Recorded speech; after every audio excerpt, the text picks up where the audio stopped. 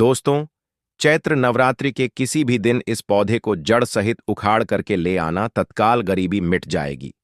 अगर गरीबी ना मिटे तो मुझे बताना, क्योंकि द वास्तु डिवाइन चैनल में जो जानकारी दी जाती है बिल्कुल सटीक और 100% लिखित प्रमाण के आधार पर दी जाती है। चैत्र नवरात्रि के पूरे समय को चैतन्य और जागृत अवस्था कहा जाता है। इस समय माता दुर्गा जी पूर्ण रूप से अपनी शक्ति के साथ जागृत अवस्था में होते हैं। इस समय में माता दुर्गा जी पृथ्वी लोक पर विचरण करने आती है। इसलिए माता दुर्गा के आने के कारण सभी प्रकार के पेड़ पौधे, जीव जंतु सभी जागृत अवस्था होने के कारण, अर्थात माता दुर्गा जी के आने के कारण यह सब चैतन्य अवस्था में हो जाते हैं, जागृत हो जाते हैं।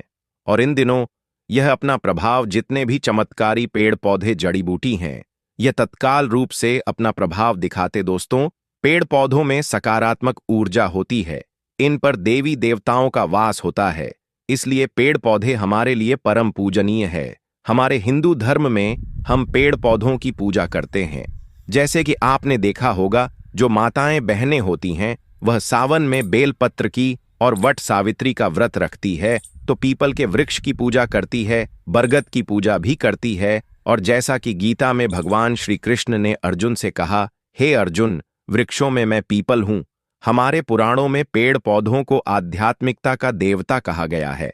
पेड़ पौधों में सभी देवी देवताओं के अंश बसते हैं, देवी देवताओं के प्राण बसते हैं। इसलिए हमें पेड़ पौधों की पूजा अवश्य करनी चाहिए।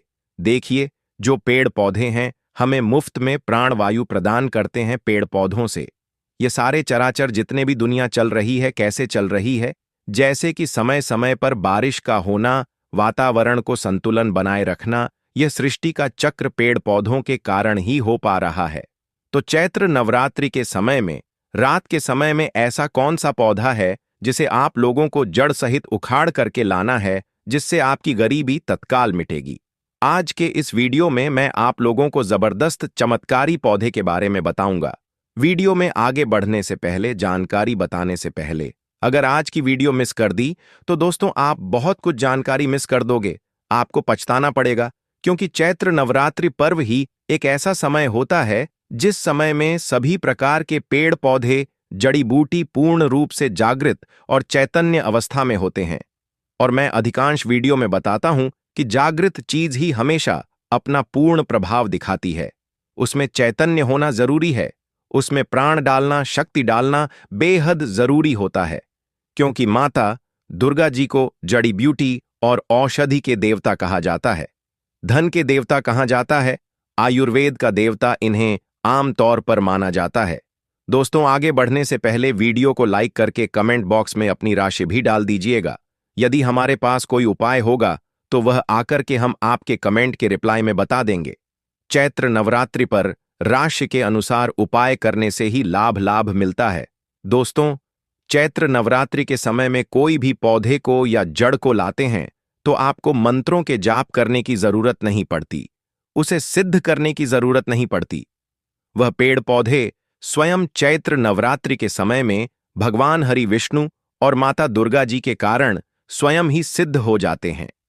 चैत्र नवरात्रि का पर्व होने के कारण स्वयं सिद्ध हो जाते हैं, इन्हें सिद्ध करने की जरूरत नहीं होती। बस चैत्र नवरात्रि के समय में इन पेड़ पौधों को आपको अपने घर में लाना चाहिए।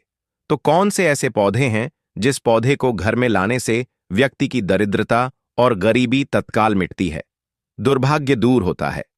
इस वीडियो में आप लोगों को सारी जानकारी विस्तार से बताऊंगा। अगर आप भी माता दुर्गा के सच्चे भक्त हैं तो वीडियो को लाइक कर चैनल को सब्सक्राइब जरूर करना। कमेंट बॉक्स में जय माता दुर्गा जी जरूर लिखना। आइए इस वीडियो में जानते हैं कौन से पौधे को हमें चैत्र नवरात्रि समय में घर लाना चाहिए। पहला पौधा है सहदेवी। अभी मैं आप लोगों को सहदेवी की जानकारी बता रहा हूं, जरा ध्यान से सुनना।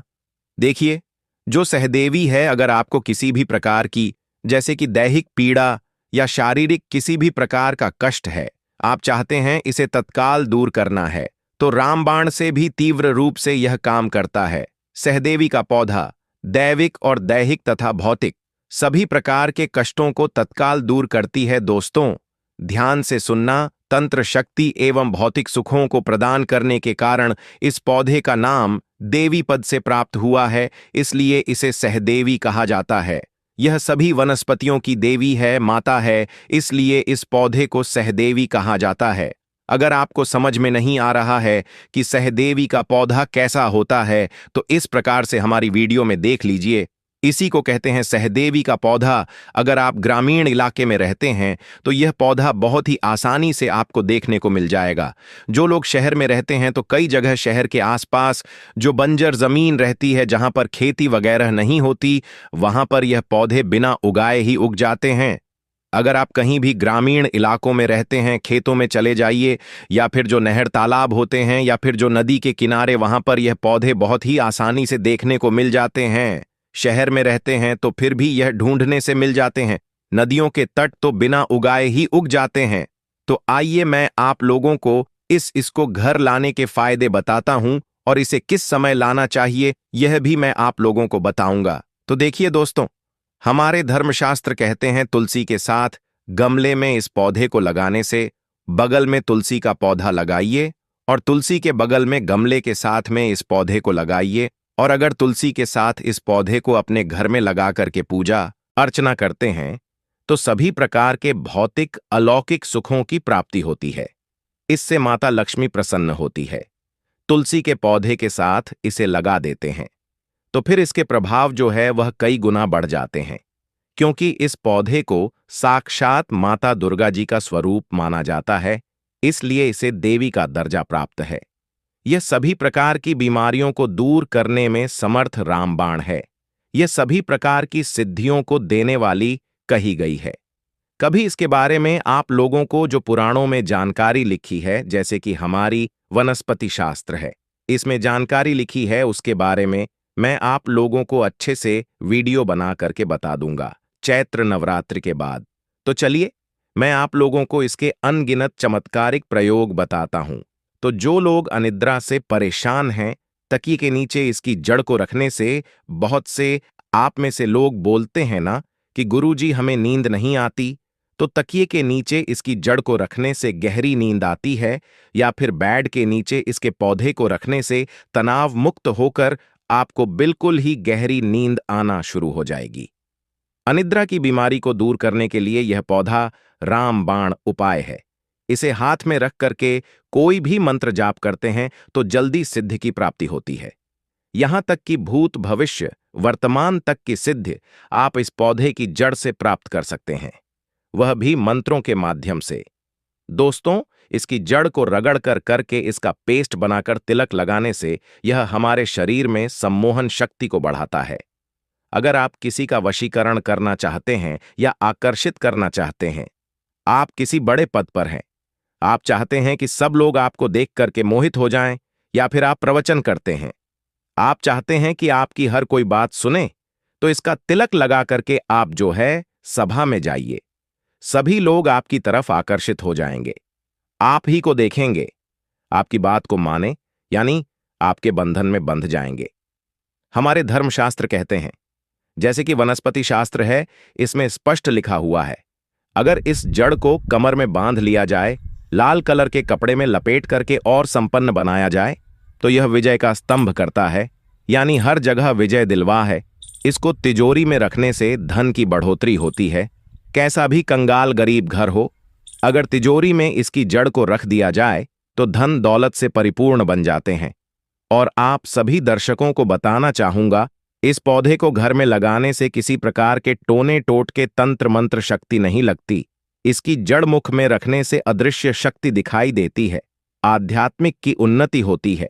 अदृश्य शक्ति में, जैसे कि अलौकिक शक्ति में, देवी देवता, भूत प्रेत, पिशाच, निशाचर, कई ये जो शक्तियां हैं जो हम अपने नग्न आंखों से नहीं देख सकते, ये शक्तियां दिखाई देने लगती हैं। घर में नकारात्मक शक्ति होने का या किसी अनहोनी घटना का पहले ही आभास हो जाता है। तो अगर आप अलौकिक शक्ति के दर्शन करना चाहते हैं, जैसे कि देवी है, देवता है, गांव में रहते हैं, तो जो ग्रामीण के देवी देवता हैं शहर में रहते हैं, तो वहां पर उपस्थित जो भी भैरव है, देवी देवता है, तो उनके दर्शन प्राप्त करना चाहते हैं, तो इसकी जड़ को मुख में रखने से अदृश्य शक्ति दिखाई देने लगती है। और दोस्तों, मैं अपनी एक मंत्र बताऊंगा, उस मंत्र को कैसे सिद्ध करना है अगली जो कल वीडियो आएगी, कल शाम को उसमें बताऊंगा। उस मंत्र से एक मंत्र आपको जाप करना होता है। दोस्तों, इसकी जो जड़ है, इसका जो पौधा है, रात 12 बजे के बाद चैत्र नवरात्रि किसी भी टाइम दिन में या रात्रि में कभी भी है जो आप ला सकते हैं। लेकिन यह चैत्र नवरात्रि के टाइम में रात्रिकालीन का ही सबसे ज्यादा प्रभावी होता है। 12 बजे के बाद में लाते हैं तो माता लक्ष्मी जी की जो संपूर्ण शक्ति है रात्रि के समय में जागृत अवस्था में होती है। तो 12 बजे के बाद चैत्र नवरात्रि के किसी भी दिन में इस पौधे को जड़ सहित आपको उखाड़ करके ले आना है और लाकर के आपको अपने घर में इसे गमले में या कहीं पर भी लगा देना है। बिल्कुल ही आपको नंगे पैर जाना है। किसी भी प्रकार की आपको जो है चप्पल जूते वगैरह है यह पहन करके नहीं जाना है। दोस्तों, अब बात करते हैं दूसरे पौधे के बारे में। इसको जरा ध्यान से सुनना। जो दूसरा पौधा है इसे विष्णुकांता के नाम से जाना जाता है। कई लोग इसे अपराजिता बोलते हैं। ब्रह्मदेव ने सृष्टि की रचना करते समय सर्वप्रथम इस पौधे को उत्पन्न किया था, इस पौधे की रचना की थी एवं भगवान हरि विष्णु ने इस पौधे पर वास किया था। इसलिए इस पौधे को एक प्रकार की सिद्ध की प्राप्ति हुई है, एक प्रकार की ऊर्जा की प्राप्ति हुई है। इसलिए अधिकांश लोग इस पौधे को विष्णुकांता के नाम से जानते हैं। दोस्तों, इसे अपराजिता के नाम से क्यों बोलते हैं तो आपको बता दूं, क्योंकि इसके गुण ही ऐसे हैं कि यह आपके शत्रुओं से हमेशा आपको विजय रखता है, कभी भी आपको यह हारने नहीं देता। चैत्र नवरात्र के दिन इसको घर में लाने से कौन कौन सी अलौकिक एवं चमत्कारिक शक्तियों की प्राप्ति होती है, आइए इसके बारे में जानते हैं। देखिए, इसे मुख में दबा करके अगर आप अपने शत्रु से लड़ने के लिए जाते हैं, अगर सैन्य वर्ग के हैं जैसे कि सेना में जवान हैं और आप शत्रु से लड़ने के लिए जाते हैं तो यह शत्रु को पराजित करता है, या फिर आपको कोई शत्रु अनावश्यक टोने टोटके तंत्र मंत्र बाधा से परेशान करते हैं तो उसकी जड़ को भी मुख में दबा करके रखने से आपके शत्रु पराजित हो जाते हैं, उनकी विद्या उन्हीं पर वापस हावी हो जाती है। इसे सिद्ध करके हाथ में बांध करके युद्ध किया जाए और अगर कोई व्यक्ति आपको तलवार से मारता है तब भी तलवार का कोई असर आप पर नहीं पड़ेगा। लेकिन एक मंत्र होता है, उसे आपको सिद्ध करना होता है। यह मंत्र माता लक्ष्मी को प्रिय होने के कारण अगर आप यह पौधा चैत्र नवरात्रि के समय में घर में लगा करके रखते हैं तो सुख संपत्ति एवं नाना प्रकार के भोग की प्राप्ति होती है। दोस्तों, पेड़ पौधों को आप साधारण मत समझना। यह जो पौधा है अपराजिता, जिसे हम विष्णुकांता बोलते हैं, यह साक्षात माता दुर्गा का स्वरूप है। इसमें स्वयं माता लक्ष्मी जी वास करती हैं।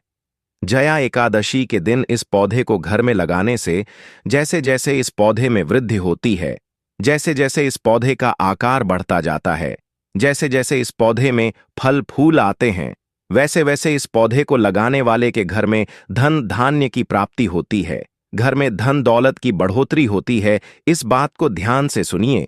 इस पौधे के जो पुष्प हैं, चैत्र नवरात्रि दिन माता दुर्गा जी को चढ़ाने से सभी प्रकार की सिद्धि एवं भौतिकी सुखों की प्राप्ति होती है।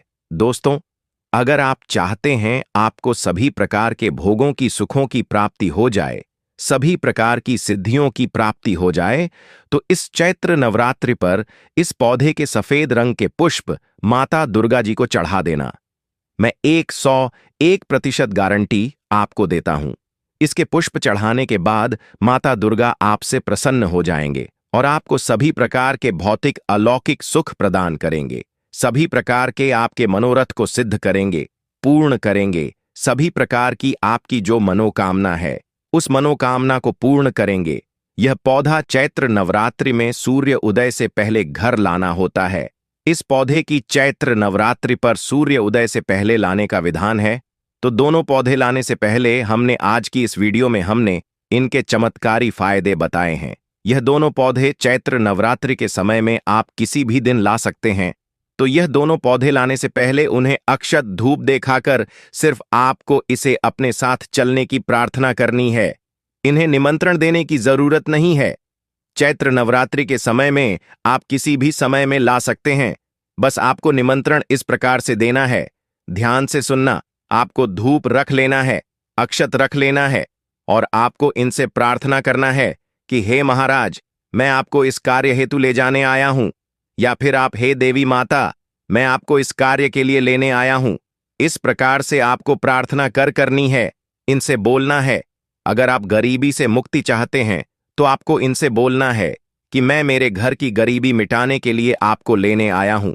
दोस्तों, आप चाहते हैं कि आपके घर में सुख संपत्ति धन वैभव की प्राप्ति हो, तो इस पौधे को बोल सकते हैं कि हे औषधि महाराज, हे भगवान, हरि विष्णु, या फिर हे माता, मैं आपको अपने घर में अलौकिक सुखों की प्राप्ति हेतु ले जाने आया हूं। कृपया पूर्ण शक्ति के साथ आप मेरे साथ मेरे घर चले।